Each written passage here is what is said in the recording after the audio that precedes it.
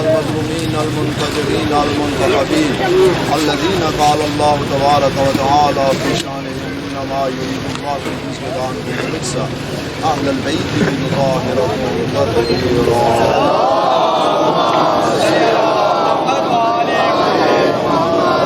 الله على أعقابهم وأصحابهم وشيعتهم ومواليهم ومريدهم ولعنة الجائحة على أعدائهم ومخالفهم وظالمهم وغاسل وجوههم ومنكر فضائلهم ومقصرهم ولايتهم أجمعين. أما بعد قال الرسول صلى الله عليه وآله إن الحسين مصباح الهدى وسبيل النجاة. مل کے باواز بلند محمد وآل محمد پہ درود بھیجیے.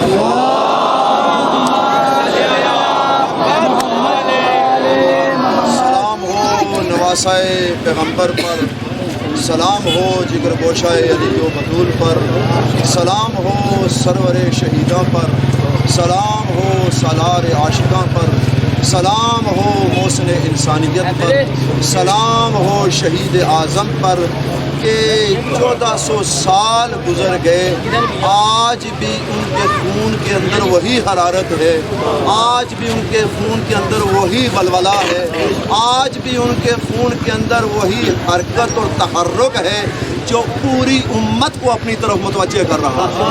یہ آپ کا ماتم، یہ آپ کی نواخوانی، یہ آپ کی عزاداری، یہ آپ کی سینہ زنی، یہ اسی خون کے ثمرات و برکات ہیں کہ آج 1400 سال کے بعد بھی ہمارے خون میں وہ خون حرارت پیدا کر رہا ہے. اور پیغمبر اکرم محمد مصطفیٰ صلی اللہ علیہ وسلم نے ارشاد فرمایا ان لقتل حسین حرارۃ فی قلوب المؤمنین لا تبرد ابدا، کہ قتل حسین سے مومنین کے دلوں میں ایسی حدت اور ایسی گرمی پیدا ہوگی جو قیامت تک ٹھنڈی نہیں ہوگی. یہ ماتم کیا ہے، یہ جلوس کیا ہے، یہ عزا کیا ہے، یہ نواخوانی کیا ہے، یہ سینہ زنی کیا ہے؟ یہ وہی حرارت ہے کہ جس نے آج آپ کو گلی و کوچہ و بازار میں لے کے آپ یا حسین کر رہے ہیں. اور میں عرض کر دینا چاہتا ہوں، نادان ہیں وہ لوگ جو فلسفہ عزا کو نہیں سمجھتے، نادان اور بے وقوف ہیں وہ لوگ جو عزاداری کو نہیں سمجھتے. عزاداری نہ بس سب و شتم ہے، عزاداری نہ کسی کی دل آزاری ہے، عزاداری نہ ملکی اور وطنی اور علاقائی کسی رکاوٹ کا نام ہے. عزاداری نام ہے تحفظ اسلام کا، عزاداری نام ہے صیانت اور حفاظت قرآن کا، عزاداری نام ہے.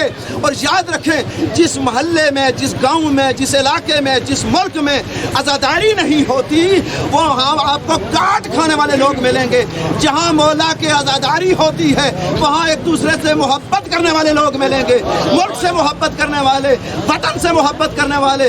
جہاں عزاداری نہیں ہے وہاں بربریت ملے گی، وہاں شیطانیت ملے گی، وہاں یزیدیت ملے گی، وہاں نمرودیت ملے گی، وہاں فرعونیت ملے گی. اگر اسلام کے آفاقی پیغام کو سمجھنا چاہتے ہو تو حسین ابن علی کے جلوس میں آؤ. میں حیران ہوتا ہوں، ارے یہ شیعوں کا جلوس نہیں، یہ محسن انسانیت کا جلوس ہے، یہ پیغمبر کا جلوس ہے.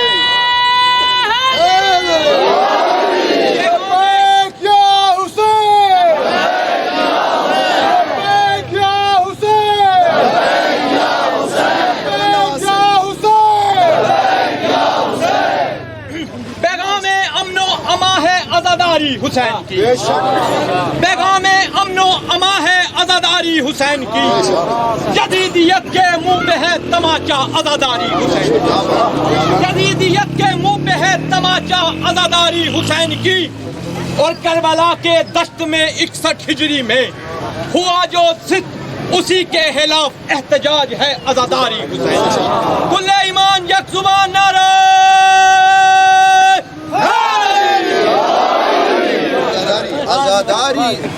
عزاداری جو ہے، عزاداری کیا ہے؟ عزاداری ایک تحرک ہے، عزاداری زندگی ہے، عزاداری مردہ دلوں کو زندہ کرتی ہے، عزاداری مردہ ضمیروں کو روشن ضمیری عطا کرتی ہے، عزاداری مرے ہوئے انسان کو زندہ کرنے کا نام ہے. جس کا ضمیر مر جائے وہ کسی ڈاکٹر کوئی اس کو زندہ کر ہی نہیں سکتا. اگر زندہ کرے گی تو حسین کا ماتم زندہ کرے گا، حسین کا ماتم اس کو زندگی، حقیقی زندگی عطا کرے گا. میں حیران ہوتا ہوں، اور میں دوسروں کو، کسی کو میں اپنے کو کہتا ہوں، اپنے ان عزاداروں کو، ان محبوں کو جو صرف ماتمدار نہیں ہیں، جو صرف عزادار نہیں ہیں، وہ اپنے ہاتھ سینے پہ جو ہاتھ مار رہے ہیں، یہ مبلغ رائے حسینیت ہیں، یہ مبلغ رائے حسینیت ہے۔ ان کا مقام بہت بلند ہے، ایک عزادار کا، ایک نوح خان کا، جو اپنے سینے پہ ہاتھ مار کر نکلتا ہے وہ ناشر ولایت ہے، وہ ناشر رہے حسینیت ہے، وہ ناشر پیغام حسینیت ہے، وہ مبلغ راہ حسینیت ہے۔ عزادار کا مقام بہت بلند ہے، لہذا کوئی ایک جملہ عزاداری کے متعلق کہنا جو عزاداری کو نقصان پہنچائے، جو ماتم کو نقصان پہنچائے، جو کئی دفعہ ہوتے ہیں لوگ افراط و تفریط کا شکار ہو جاتے ہیں، کہیں جی ہم بڑے نمازی ہیں، ہم بڑے عبادت گزار ہیں، ہم جلوس میں نہیں جاتے، ہم عزا میں نہیں جاتے۔ ارے کرتے کیا ہو؟ اگر یہ عزاداری نہ ہوتی تو آج اذان بھی نہ ہوتی، آج کوئی بھی عبادت نہ ہوتی۔ یہ عزاداری یہ سید الشہداء کا صدقہ ہے کہ کئی خونی دریا ہم عبور کر کے یہاں پہ پہنچے ہیں۔ اگر آپ کو مٹنے نہیں دیا تو اسی ماتم نے نہیں مٹنے دیا، مگر مجلس پہ تو جس کو اعتراض ہی نہیں ہے، آؤ نمازی ہے تو اذان میں کھڑا ہو، ماتمیوں کے ساتھ پہ کھڑا ہو۔ ضروری نہیں ہے کہ وہ بہت لمبا چوڑا ماتم کرے، لیکن یہ کہ نواح خانوں سے دور نہ ہو، عزاداری کے جلوس میں دور نہ ہو۔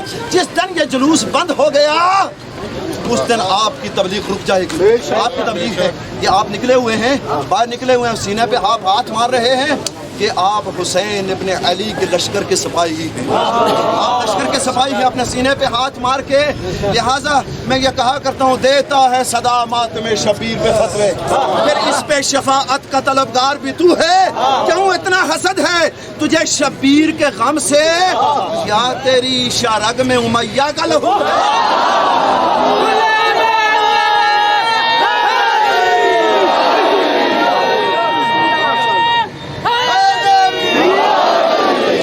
بہت خوبصورت لگائے، لیکن کس نعرے میں مطمئن نہیں ہوتا ہوں، نعرہ شرما کے وہ لگائے جس کا پیر کمزور ہو، جس کا مرشد کمزور ہو۔ ہمارا پیر علی ہے، نعرہ بلند لگاؤ۔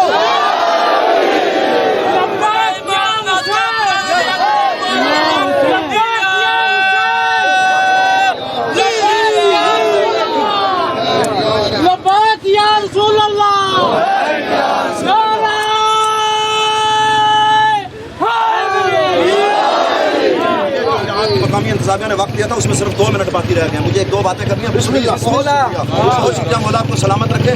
ہاں اگر کسی کو یہ غلط فہمی ہو نا کہ ہمارے اوچے ہتھکنڈوں سے حسین کا ماتم رک جائے گا، حسین کی عزاداری رک جائے گی، یہ جلوس اس کے لیے ہم نے بڑی قربانیاں دی ہیں، اس عزا کے لیے، اس کو اپنی تن من دن کے لیے ہم قربان کرنے کے لیے تیار ہیں۔ اور معاشر میں بھی انمول عقیدے کے عوض ہم، معاشر میں بھی انمول عقیدے کے عوض ہم بخشش نہ خریدے تو گناہگار نہ کہنا، جنت میں بھی شبیر تیرے غم کی قسم ہے، ماتم نہ کریں تو عزادار ہونا۔